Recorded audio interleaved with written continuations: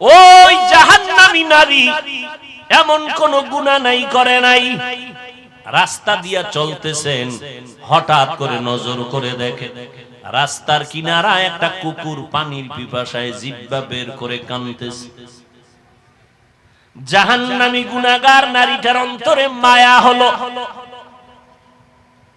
দৌড়াইয়া গেল পানি আনার জন্য, কিন্তু কোনো পাত্র নাই। ওই গুনাহগার নারীটার পায়ে ছিল চামড়ার মোজা, মোজাটা খুলে পানি নিচে, হাতের নাগালে পায় না, মাথায় ছিল ওড়না লাগানো, ওড়নার মাথা মোজার সাথে গিরা লাগাইয়া এরপরে কূপের থেকে পানি উঠাইয়া কুকুরকে পান করাইয়া দিল।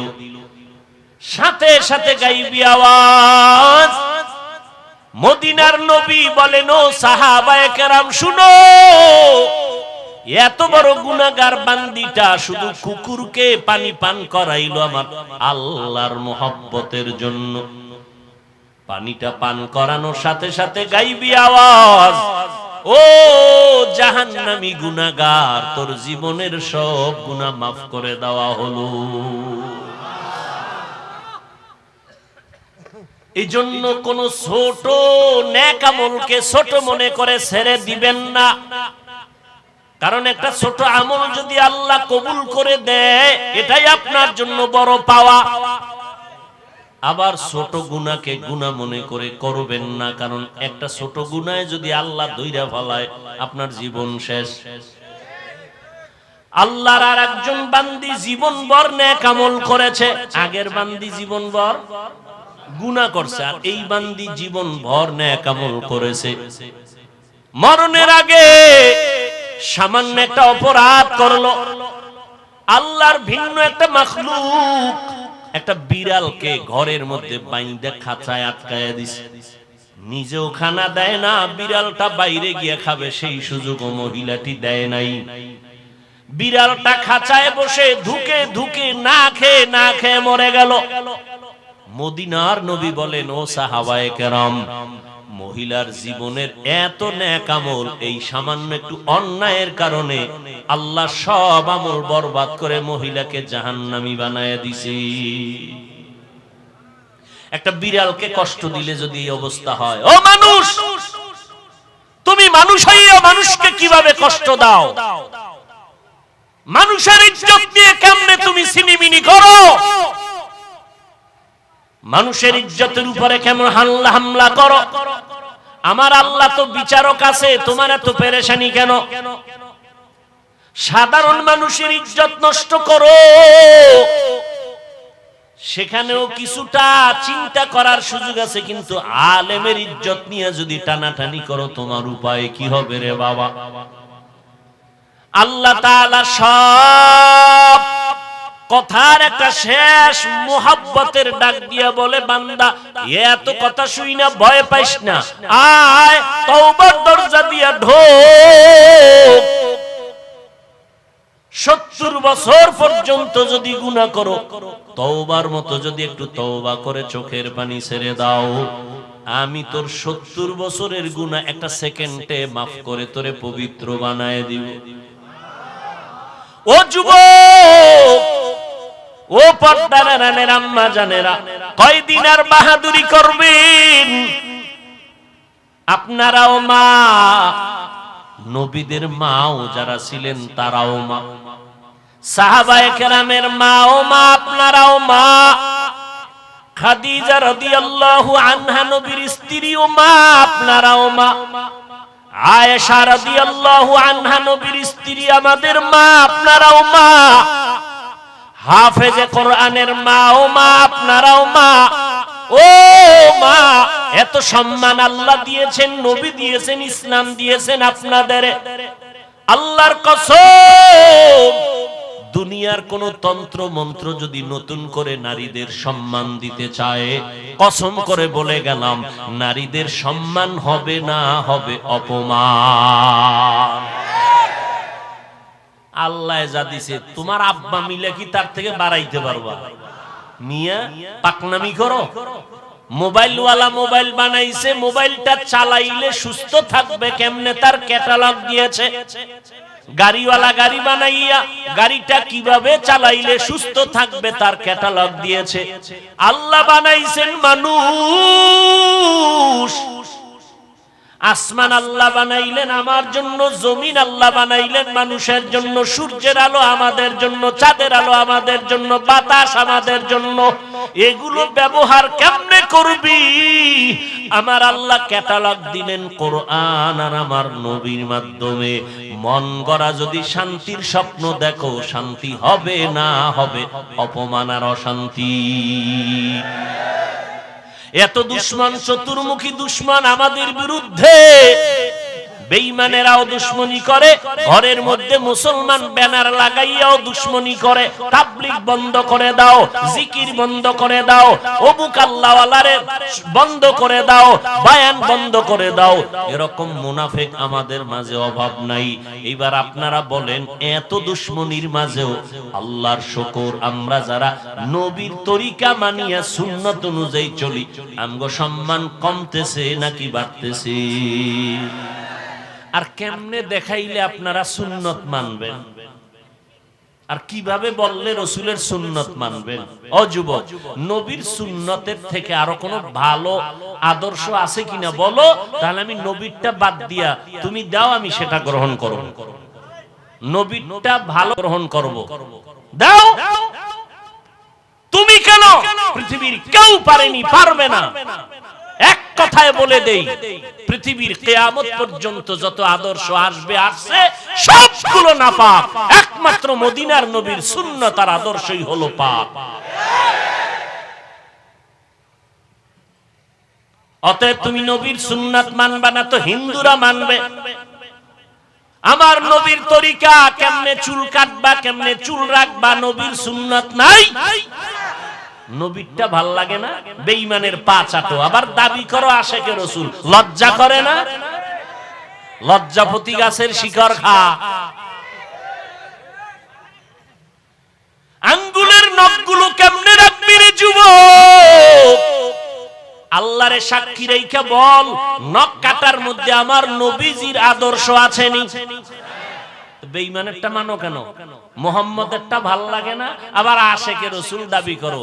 এই চাপাবাজির ভ্যালু কি? আমার নবীর সুন্নাত, পানিটা কেমনে পান করবা সেখানেও নবীর সুন্নাত, জুতা দুইটা কেমনে পায়ে পরবা সেখানেও নবীর সুন্নাত, জামাটা কেমনে খুলবা পরবা সেখানেও নবীর সুন্নাত। মানলে তুমি সুন্নি, মানবা না তুমি নবীর বড় দুশমন।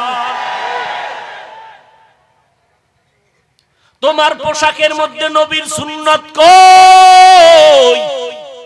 তোমার আঙ্গুলের নখ কাটার ভেতরে নবীর তরিকা কই? জীবনে ঘড়িয়াতে দেই না, ওয়াজের কারণে টাইম দেখা লাগে, এই জন্য মাঝে মাঝে দেই, তাও ডান হাতে দেই। বাদশা হারুন রশিদের যুগে ঘড়ির জন্ম, এর আগে ঘড়ি ছিল না এই সিস্টেমে। ডান হাতে দেই কেন? ছাত্র জীবনে ওস্তাদ বলেছেন সেই ছোটবেলা, এই ছেলে বাম হাতে ঘড়ি দিবি না যদি কখনো দাও, কারণ কোন মুরব্বী যদি তোর ওস্তাদ সমতুল্য কয় টাইম কত, বাম হাতটা সামনে নিবি না ডান হাতটা নিবি। গুনাহ টুনা কিছু নাই, কিন্তু আদবের একটা বিষয় আছে, মানে কোনো গুনাহ টুনা নাই। ভাইরা আমার, আর তুমি শিক্ষকের সামনে বিড়ি টানো না, হাসো কেন? লজ্জা করে না? কানতে থাক বেটা, কানতে থাক। শিক্ষকের সামনে বিড়ি টানে, মোবাইলে কথা বলে, আরো কত অপরাধমূলক কাজ করে, কোনো সীমা নাই। এখনো এত বড় বক্তা হইয়াও চেষ্টা করি ওস্তাদ পাইলেই জুতা দুইটা হাতের মধ্যে নিয়ে টানি। মা বাবার জুতা এখনো ধুইয়া দেই। কি শিখেছো? আদব কি শিখেছো? রাস্তা দিয়ে হাঁটলে কোনো মুরব্বির পাশে যদি থাকি, সূর্যের ছায়া পড়লে চেষ্টা করি আমার ওই মুরব্বির ছায়ার উপরে যেন আমার পাও না পড়ে। এটা গুনাহ টুনা কিছু না, যত আদব দেখাবো তত আল্লাহ খুশি হবেন। আর মায়ের সামনে বাবার সামনে মোবাইল চালাও, টেলিভিশন দেখো, নাচ গান দেখো, লজ্জা করে না? ঘড়িটা হাতে দিয়া বাম হাতে দৌড়াও, বান্ধবী নিয়ে আড্ডা দিতেছো, মা বাবার সামনে লজ্জা করে না? কয় কিসের লজ্জা? আব্বা আম্মাও তো এই পথের যাত্রী। ও আম্মা জান, আপনার ছেলেটাকে ডাক্তার বানাবেন, কলিজা দিয়া দোয়া করে গেলাম, ইঞ্জিনিয়ার বানাবেন, প্রফেসর বানাবেন, এসপি বানাবেন, তবে দাবি হলো বেয়াদব বানাবেন না। আপনার সন্তানের ব্যবহারে যেন কোনো আলেম কষ্ট না পায়, আপনার সন্তানের আচরণে এলাকার কোনো মুরব্বী যেন কষ্ট না পায়, আপনার সন্তানের আচরণে যেন সবাই দোয়া করে। আরে এমন আদর্শ সন্তান যদি বানাইতে হয়, আব্বা আম্মাকে আগে আদর্শওয়ালা হওয়া দরকার। ও যুবক, পেছনের গুনাহ থেকে এখনো সুযোগ আছে, তওবা করো।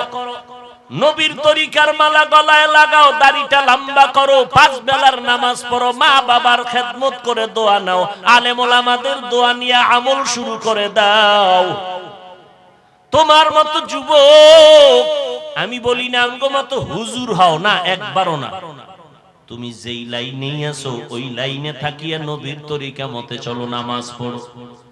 তোমার মতো যুবক সন্তান স্কুল কলেজে পড়ে, 5 বেলার নামাজি, মিথ্যা বলবা না, বলো আছে না নাই? তুমি পারো না কেন?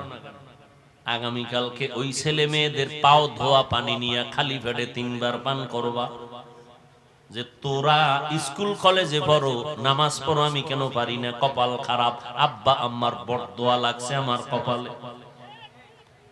ও যুবক, তোমার মতো যুবক সন্তান তাকায়া দেখো, র্যাব আর্মি পুলিশ বিডিআর এর চাকরি করে দাড়িওয়ালা নামাজি আছে না নাই?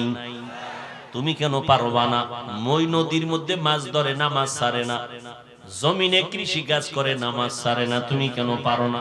এরে আম্মা জান, আপনার মতো কত মা এলাকায় দেখবেন এখনো 5 বেলার নামাজ পড়ে, তাহাজ্জুদও পড়ে, নাই? এরে আম্মা জান, কেন আপনি পারবেন না? ভালো সন্তান যদি চান, আপনাকে ভালো হতে হবে। ভালো ফল খাইতে চাইলে গাছকে ভালো করতে হবে, ভালো গাছ থেকে। হাসেন আবার, আমার তো লজ্জা লাগে। আপনার অন্তরে ভয় আসলো না? অন্ধকারে পালায়ে যাবেন, এটা কোন অভ্যাস? ঠিক বে ঠিক বুঝে বইলেন, বদনাম কিন্তু আপনাদেরই। ভাইরা আমার, সারা পৃথিবী জুড়ে এত দুশ্মন, ইহুদি বেঈমান সব বিধর্মীরা চায় কোরআনের আওয়াজ বন্ধ হয়ে যাক, মাদ্রাসা বন্ধ হয়ে যাক, ওয়াজ মাহফিলের মাইকের আওয়াজ বন্ধ করো, শব্দ দূষণ। এইভাবে যুগে যুগে ওরা ষড়যন্ত্র করলো, হাজারো মাদ্রাসা বন্ধ করে দিল, আলেমরে জবাই করলো, ফাঁসির মঞ্চে ঝুলাইলো। এখনো অপচেষ্টা কম করে না কোরআনের আওয়াজ বন্ধ করার জন্য, অথচ আমরা তাদের বিরোধী শক্তি না, আমরা বিরুদ্ধে বলি না। এতক্ষণ বয়ান করলাম, আরো করি, করতেছি, করব। কই হিন্দুদের বিরুদ্ধে বলি নাই, খ্রিস্টানের বিরুদ্ধে বলি নাই, ইহুদির বিরুদ্ধে বলি নাই, বৌদ্ধদের বিরুদ্ধে বলি নাই। এমন কি আমাদের ভেতরগত মুসলমানের ভেতরে কত দল আর কত মত। পাঁচকল্লি টুপি মাথায় দিয়ে বয়ান করতেছি, কোনদিন ভিন্ন টুপিওয়ালার বিরুদ্ধে বলি নাই। অথচ তাদের কাছে একটু জিজ্ঞাসা করতে মনে চায়, তুমি আমার সাদা টুপির বিরোধিতা কেন করো? কওমি মাদ্রাসায় লেখাপড়া করলাম, আজ পর্যন্ত আলিয়ার বিরুদ্ধে বলি নাই, স্কুল কলেজের বিরুদ্ধে বলি নাই। তাদেরকে জিজ্ঞাসা করতে মনে চায়, হযরতের আপনারা কওমির বিরোধিতা কেন করেন? তাবলীগের সমর্থন করি, কোনদিন তাবলীগ যারা করে না গালি দেই না, হিংসা করি না, দেখলে সালাম দেওয়ার চেষ্টা করি। জিজ্ঞাসা করতে মনে চায়, আপনি কেন তাবলীগের বিরোধিতা করেন? ইয়া নবী সালামু আলাইকা বলিয়া যারা দাঁড়াইয়া নবীর টান দিয়া মদিনার থেকে নিজের বুকের সাথে নিয়ে আসেন স্টেজে, আমরা গালিও দেই না, হিংসাও করি না, দেখলে সালাম দেই। কিন্তু জিজ্ঞাসা করতে মনে চায়, আমরা যারা ইয়া নবী সালামু আলাইকা বলি না, আপনাকেও খারাপ জানি না, আপনি কেন আমাকে খারাপ জানেন? এত বয়ান করি, একটা ইচ্ছা করে কাউকে আঘাত করার মূলক কোনো কথা বলি না। দুই একটা কথা যদি অনিচ্ছায় হয়ে যায়, আল্লাহর কাছে বারবার ক্ষমা চাই। বয়ানের শেষে মোনাজাতে তওবা করি, ক্ষমা চাই।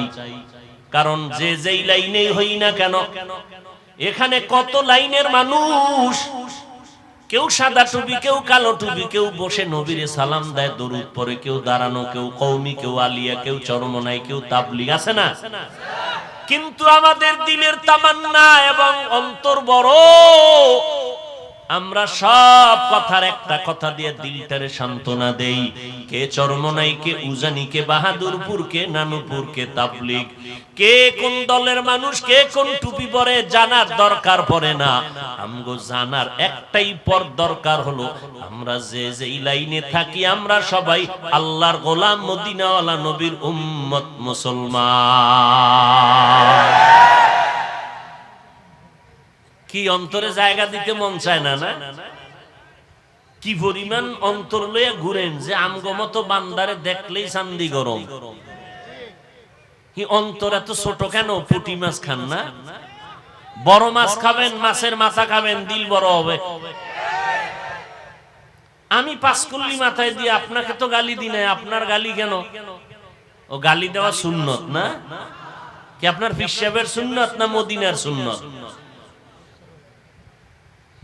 এরে যুবক, অন্তরটাকে বড় বানা, মানুষের বুকে লাগানোর গুণটা অর্জন কর।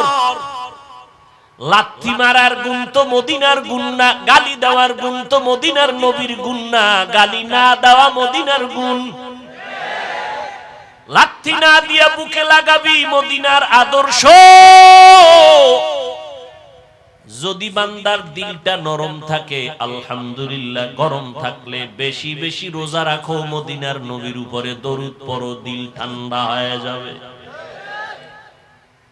দরুদ পড়লে কি জেলাভি লাগবে? এটা কোন কথা? হাঁটতে, চলতে, উঠতে, বসতে সব সময় নবীর দরুদ পড়ো। দরুদ কম হবে না বেশি? দরুদ পড়লে কি দাঁড়াইতে হইব? তাহলে ঘুমাবাও দাঁড়াইয়া। কেউ যদি বিছানায় শুয়া শুয়া দরুদ পড়ে, সওয়াব হবে না গুনাহ? যত পারো দরুদ পড়ো। এরপরেও মা বাবা সন্তানের মাঝে ঘরের ভিতরে তর্ক হয়নি। এই যুবকেরা সোজা হও।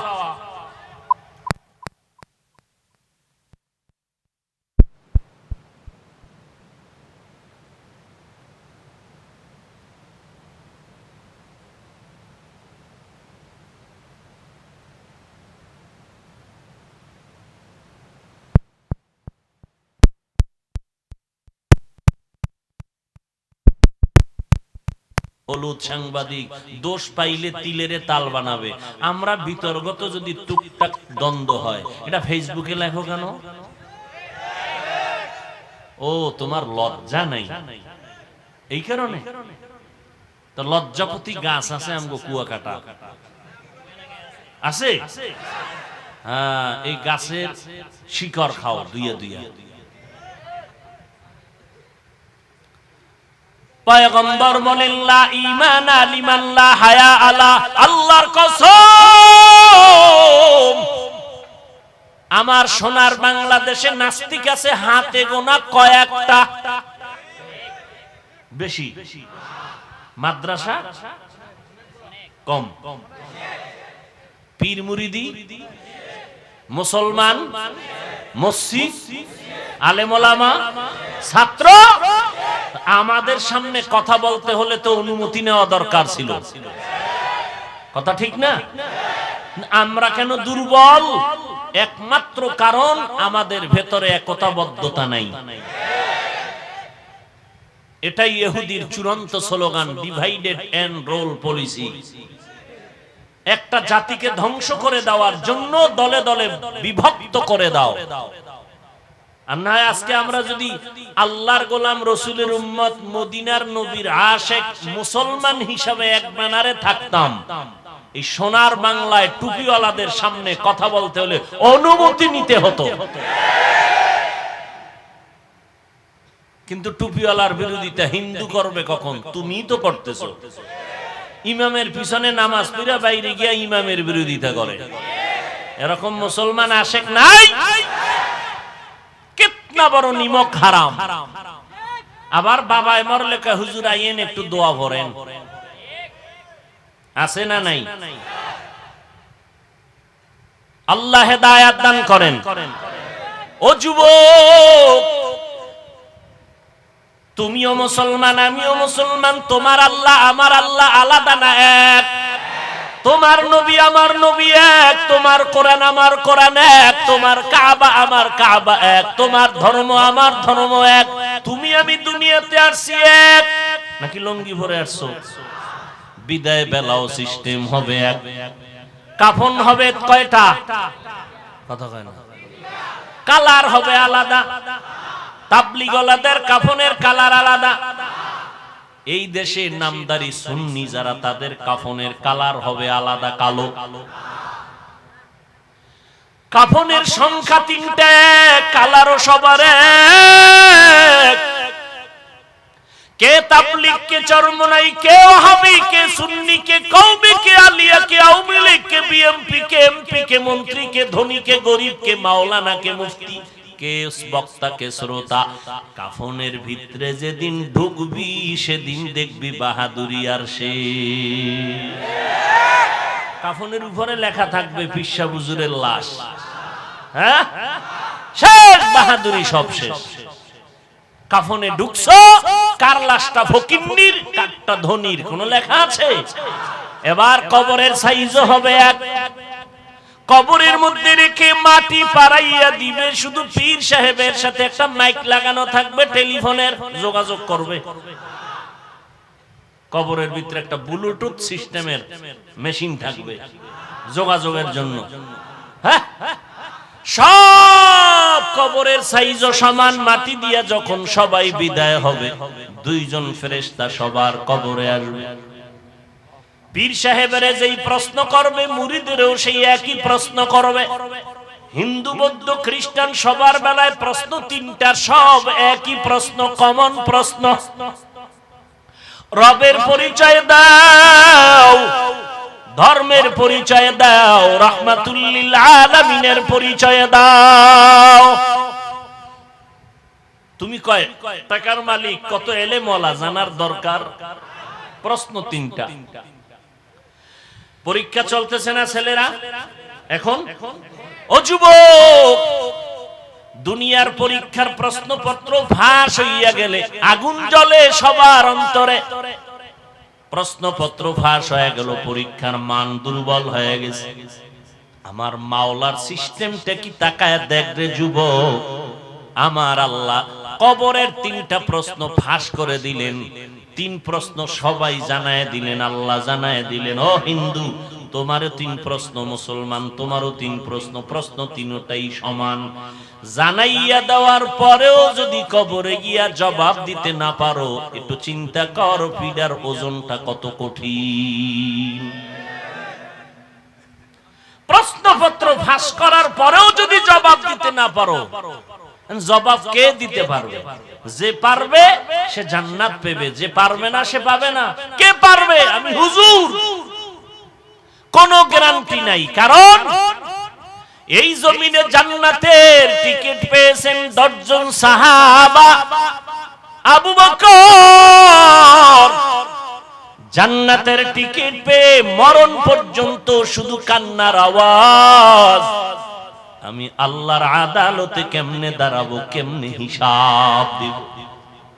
ওমর কাঁদতেছেন, উসমান কাঁদতেছেন। ওই অন্ধকার কবরে আমি কেমনে একা থাকবো।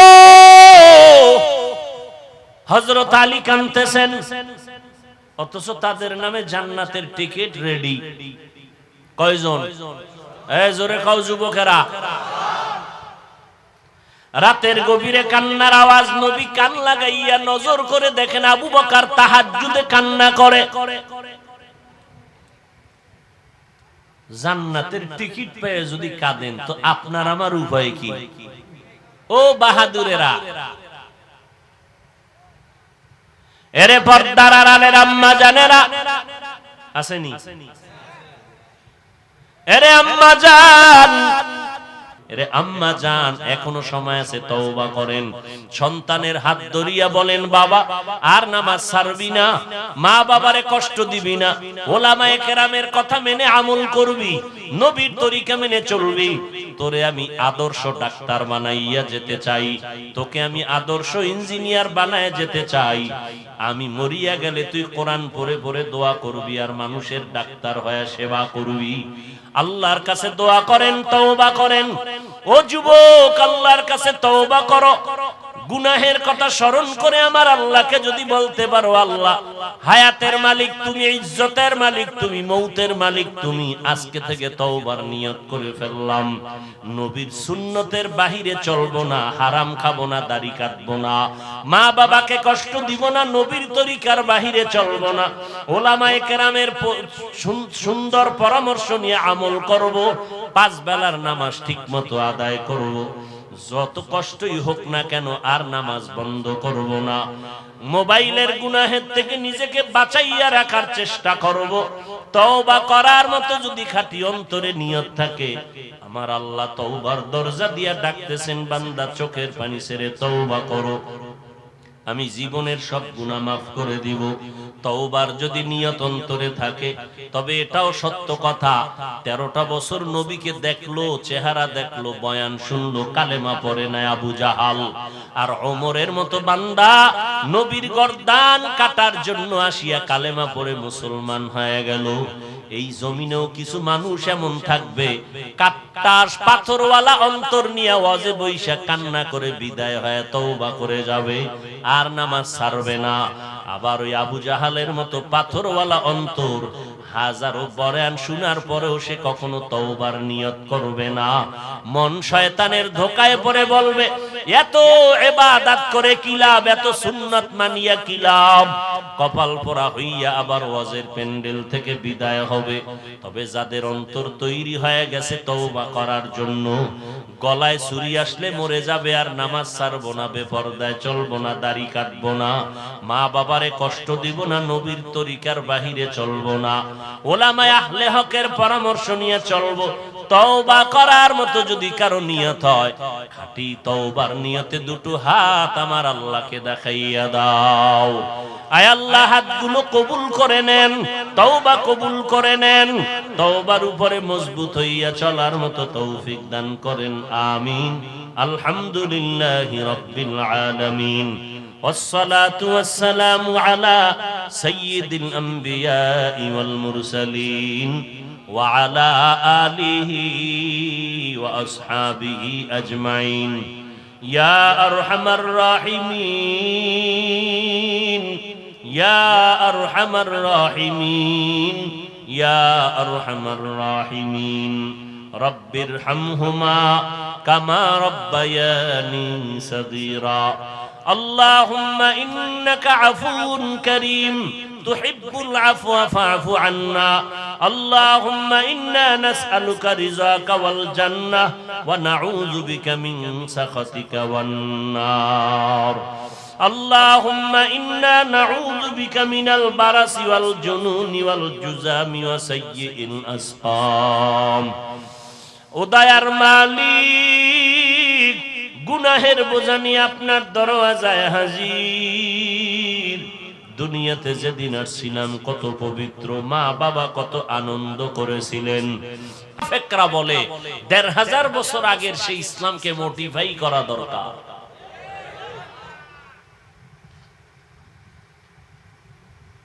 এদের থেকে খুব সাবধান।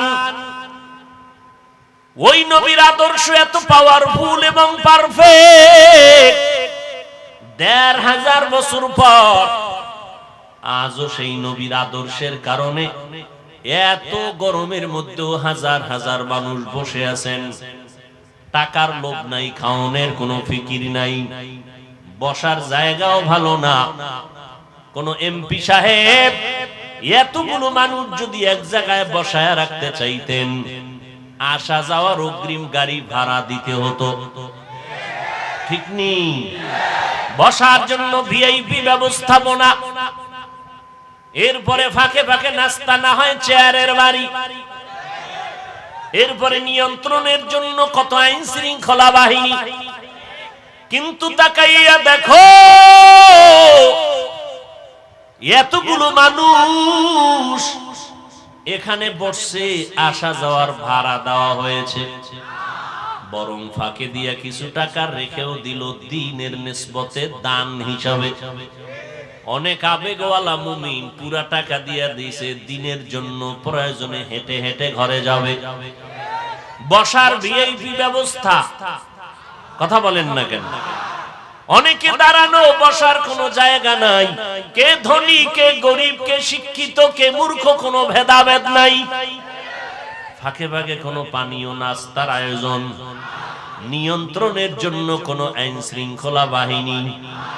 এতগুলো মানুষ র‍্যাব, আর্মি, পুলিশ, বিডিআর দিয়াও নিয়ন্ত্রণে রাখা যায় না।